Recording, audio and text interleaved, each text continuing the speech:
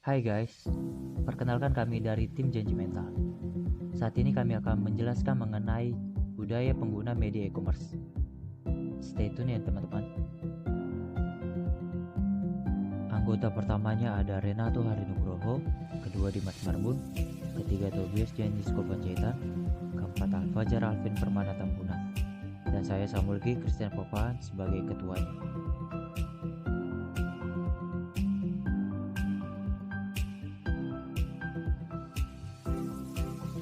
Pertama, kita harus mengetahui apa definisi dari e-commerce, yaitu e-commerce adalah proses pembelian dan penjualan produk atau jasa yang dilakukan secara online melalui platform digital. Mengapa dibutuhkan e-commerce? E-commerce dibutuhkan dalam era digital karena dapat mempermudah proses jual beli, memasar, serta meningkatkan efisiensi dan produktivitas dalam bisnis dan aktivitas sehari-hari. Kelebihan e-commerce. Menggunakan e-commerce atau perdagangan elektronik memiliki banyak kelebihan dibandingkan dengan cara tradisional. Berikut adalah beberapa kelebihan menggunakan e-commerce. 1. Kemudahan akses. Dengan e-commerce, konsumen dapat melakukan pembelian kapan saja dan di mana saja tanpa harus datang ke toko fisik. Hal ini sangat memudahkan bagi mereka yang memiliki keterbatasan waktu dan mobilitas. Kedua, lebih murah. E-commerce mengurangi biaya overhead yang biasanya terkait dengan bisnis fisik, seperti biaya sewa, listrik, dan gaji karyawan. Hal ini memungkinkan penjual untuk menawarkan harga yang lebih murah kepada konsumen. Ketiga, lebih mudah melakukan perbandingan. Konsumen dapat dengan mudah membandingkan harga dan produk dari berbagai penjual di platform e-commerce yang sama, sehingga mereka dapat membuat keputusan pembelian yang lebih baik dan cerdas. Keempat, keamanan dan privasi yang lebih teratur dan terjaga. E-commerce memberikan pengalaman belanja yang lebih mudah dan aman bagi konsumen. Pembayaran dapat dilakukan dengan mudah melalui berbagai metode pembayaran yang tersedia, dan produk dapat dikirimkan langsung ke rumah. Kelima, penjualan yang lebih efisien. Dengan e-commerce, penjual dapat memperluas pasar mereka dengan lebih mudah dan efisien. Mereka juga dapat memproses pesanan dengan cepat dan mengirimkan produk dengan lebih efisien. Keenam, lebih mudah memperoleh umpan balik dan evaluasi konsumen. Dengan e-commerce, penjual dapat dengan mudah memperoleh umpan balik dari konsumen dan mengevaluasi performa mereka. Hal ini dapat membantu penjual untuk meningkatkan kualitas produk dan layanan yang mereka tawarkan. Tantangan penggunaan e-commerce. Tantangan dalam penggunaan e-commerce meliputi 1. Kesulitan dalam membangun kepercayaan di antara pelanggan. Kadangkala, ada miskomunikasi dan kesalahan yang terjadi antara pihak pembeli dan penjual yang dapat menimbulkan ketidakpercayaan dari pelanggan terhadap penjual. Untuk itu, seluruh pihak sebisa mungkin menghindari kesalahan-kesalahan tersebut. 2. Miskomunikasi antara kurir dengan pihak penjual dan pembeli yang dapat mempersulit jalannya transaksi. Miskomunikasi antara kurir dan pihak manapun dapat terjadi jika adanya kesalahpahaman. Ketiga, proses layanan asuransi atau penjaminan barang yang lama.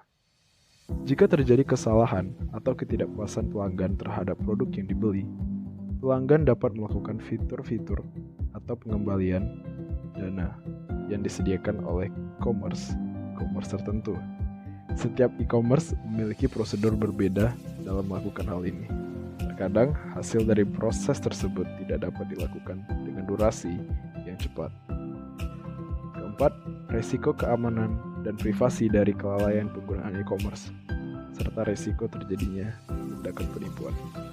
Kerentanan keamanan dan privasi umumnya terjadi akibat kelalaian pihak tertentu dalam mengelola informasi pribadi atau sensitif. Dan dalam kasus penipuan, umumnya terjadi ketika penjual tidak melakukan tanggung jawab sebagai penjual. Budaya dan etika penggunaan e-commerce. Budaya dan etika penggunaan e-commerce meliputi cara-cara dan aturan dalam menggunakan platform e-commerce. Beberapa contoh budaya dan etika penggunaan e-commerce adalah Satu, menggunakan sistem pembayaran yang aman dan fleksibel. E-commerce pada umumnya menyediakan berbagai macam opsi untuk melakukan pembayaran secara online, seperti Dana, GoPay, ShopeePay, dan lain-lain. Juga offline seperti cash on delivery. Opsi ini guna membantu konsumen untuk mempermudah pembayaran.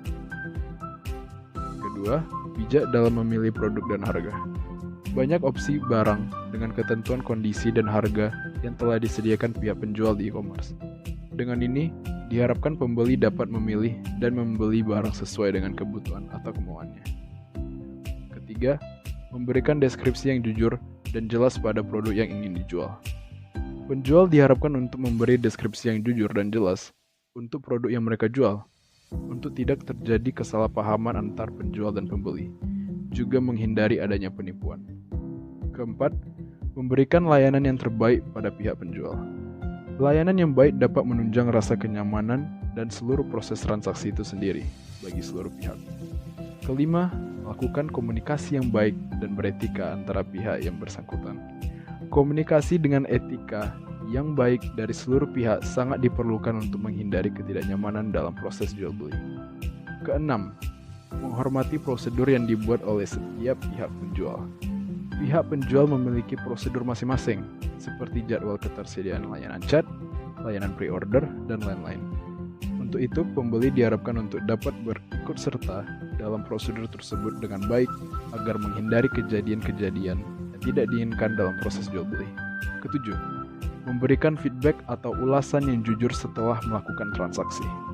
Feedback atau ulasan yang jujur dapat membantu pembeli lain untuk menentukan barang yang ingin dibeli, juga membantu penjual dalam meningkatkan produk dan layanan yang mereka sediakan. 8. Menghormati hak-hak pembeli dan penjual. Pembeli dan penjual memiliki hak masing-masing, maka daripada itu, seluruh pihak diharapkan untuk menghormati unsur-unsur tersebut untuk menjaga keharmonisan dalam aktivitas jual beli dalam sebuah e-commerce. 9. Mematuhi aturan dan syarat ketentuan yang berlaku di platform e-commerce tersebut. Setiap e-commerce mempunyai aturan dan syarat ketentuan sendiri untuk menjaga kualitas proses jual beli dan hal-hal berkaitan dalam aplikasi itu sendiri. Ketentuan ini diadakan untuk menjaga kepuasan dan keadilan bagi fitur e-commerce. Fitur-fitur e-commerce yang dapat mempermudah transaksi pembayaran meliputi fitur keranjang belanja. Fitur keranjang belanja membiarkan kita mengakumulasi barang-barang yang ingin dibeli untuk menjadi satu pembayaran dari satu penjual. Fitur promo. Fitur promo dihadirkan guna untuk menunjang kepuasan pembeli dalam melakukan aktivitas belanja. Fitur diskon. Fitur diskon dapat ditentukan oleh penjual terhadap barang-barang yang mereka sediakan untuk menarik pelanggan. Fitur pemilihan kurir dan cara pembayaran. E-commerce menyediakan lebih dari satu pemilihan kurir dan cara pembayaran yang dapat ditentukan oleh pembeli sesuai dengan keinginan pembeli. Fitur pencarian barang serta perlengkapan seperti sortir atau filter. E-commerce sudah banyak menggunakan fitur pencarian beserta sistem sortir atau filter untuk memudahkan pembeli untuk mencari barang dengan ketentuan yang diinginkan pembeli.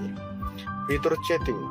Fitur chatting diadakan untuk memudahkan komunikasi antara penjual dan pembeli dalam proses jual beli dan lain-lain. Penggunaan fitur-fitur tersebut dapat membantu konsumen dalam memilih produk atau jasa yang diinginkan, serta memberikan pengalaman belanja yang lebih nyaman dan menyenangkan. Contoh video budaya penggunaan dalam media e-commerce.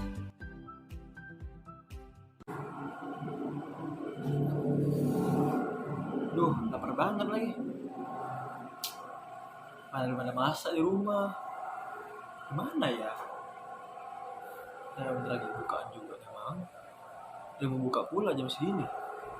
Kalau masak nggak sempat lah, ini udah sangat lapar pula. Pakai apa bagusnya ya? Oh iya, kan ada aplikasi GoFood dari Gojek.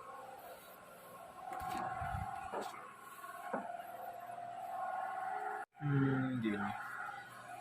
Pertama kita pilih ke GrabFood ya, lalu kita pilih makanan berbuka, kita bikin makan apa enaknya ya?